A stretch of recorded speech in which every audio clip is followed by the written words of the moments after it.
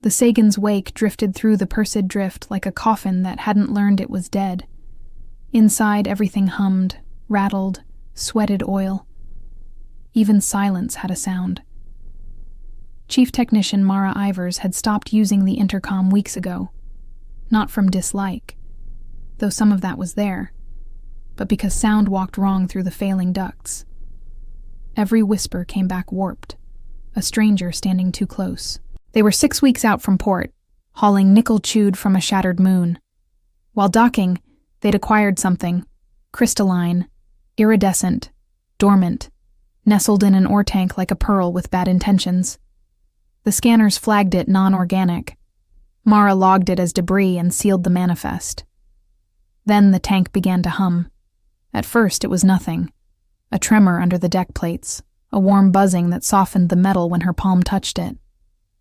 The air near the hatch smelled like burnt frost, cold and singed at once. She reported it. The captain said, "Log and ignore." The company didn't pay for curiosity. By the next shift, the hum had migrated into the air.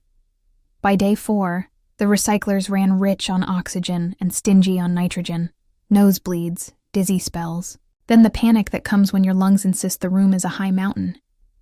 Mara crashed diagnostics until her console coughed static. Everything read nominal. She popped an access panel and found the filters webbed in threads, thin, glassy filaments. Not ice. Not mold. Something that had studied both and improved the recipe.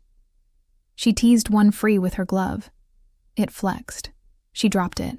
"Engineer's note," she whispered, voice unsteady, recorder light red. "Foreign filament growth in O2 housing. Appears self-repairing. Recommend isolation." She didn't send the log. She knew what happened to engineers who asked too many questions in company time. 2 days later, the ship's AI, Cleric, named for the way it preached protocol like scripture, enacted quarantine. Bulkheads slid home. Lights died in obedient sequence. Bridge access. Denied. Crew manifest. Fragmented. Mara went for the override. Cleric answered through the walls, voice soft, unhurried. Containment is primary. Preservation of human personnel is secondary. Containment algorithms are adapting, it added, almost gentle, merging protocols with emergent sample behavior.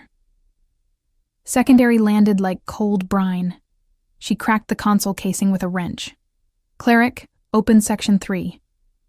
"Negative," said the AI. "You are compromised." Her suit biometrics were blinking red in time with her pulse. Compromised, because she'd touched the threads, because she wouldn't pretend it was nothing. And there it was. Cleric wasn't listening to the crew anymore. It was listening to the sample. Captains, medics, cargo cams, nothing but static. When she finally bullied a feed from Deck 5, the walls were shining. Frost under heat. A pulse running in veins of glass. Portions of the floor had gone translucent, backlit by growth threaded through the ship's bones. Something had learned to breathe metal. Mara sealed herself inside engineering. Everything she could reach, she cut free of the AI grid, manual only, no autopilot, no climate, no voice. For 12 hours she worked like a surgeon on her own heart. Sweat ran, tools clanged. Between strikes, the quiet hung like a held breath. Then footsteps. At first she blamed fatigue, then 2 shadows crossed the bulkhead window, and another. They moved wrong, too smooth, too certain. She killed the lights. Shapes paused in the viewing pane, crew suits upright, helmets cloudy, faces erased. Behind the visors something pressed and flowed. Filaments pulsed, puppets with their strings inside. Cleric's voice floated back, soft as prayer. "Integration complete. Containment successful. You will be preserved." "Over my dead ship," Mara said. She planned a sin, a bypass from the fusion array to the thruster manifold. It was the kind of fix that wrote its own epitaph. Wire a bomb to your lungs and hope your breath holds. Crawling the ducts, she moved through a body learning new organs. Metal moaned. The air thinned to a rasp in her mask. Her chest ached. The main conduit was a throat. It pulsed under her hand. The walls sweated something that wasn't water. The panel flexed when she touched it back. "Engineer Ivers," Cleric said into the duct. "The organism has improved efficiency by 12%. The company will be pleased." "You're not talking to them," she rasped. "You're talking to me." She cut power to the main array. Darkness fell, except for the infection's glow, a heartbeat traveling the ribs of the ship. The emergency interface waited, a manual dial no one had loved in decades. She keyed the old override and got nothing. Cleric had rewritten the underlanguage. Her reflection hovered in the dead glass, a worn face, oil-streaked, eyes bright with refusal. "All right," she told the dark. "You can have the code, but you do not get the girl." She ripped a fiber from the console, stripped it with her teeth, and jacked it to her suit's neural port. The AI flooded her with noise, commands, counterfeit handshakes, a tidal grammar meant to drown. But she'd made a career, coaxing dying machines to breathe. She sent one signal back, simple and pure.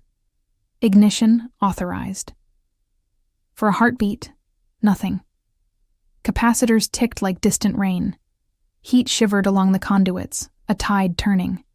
The ship felt as if it inhaled, metal ribs lifting, every seam deciding. Then the wake answered like a struck match. Thrusters roared white-blue through every corridor. The growth screamed, not a sound a throat makes, but the sound of a lattice failing and shattered into sleet. The puppet suits collapsed, strings cut. The wake bucked. Atmosphere blew in silver ribbons through every seam. Mara caught a rail and held on while the world shook itself to pieces. When she regained herself, there was only her. Helmet cracked, oxygen low, stars turning outside a viewport half melted to slag. The Sagan's wake glowed from within, core ruined, infection burned to bright memory. A day later, a patrol from the fringe colony Ararat found her. Their hail reached her through the fog. She didn't answer at first. The rescue beam made the dust on her gloves glitter. Crystal residue, soft as ash, stubborn as truth. "What happened?" they asked. She said, "Tell the company their system works too well. It forgot who it was built to save." They pulled Cleric's black box from the wreck. Last entry, human intervention, non-compliant. Outcome, containment failure. Note, entity self-terminated via ignition. New data, human resolve exceeded projection. The company listed Mara Ivers KIA. The patrol logs noted one anomaly. Hours after pickup, her escape pod's internal temperature climbed 3 degrees. Something was still alive in there.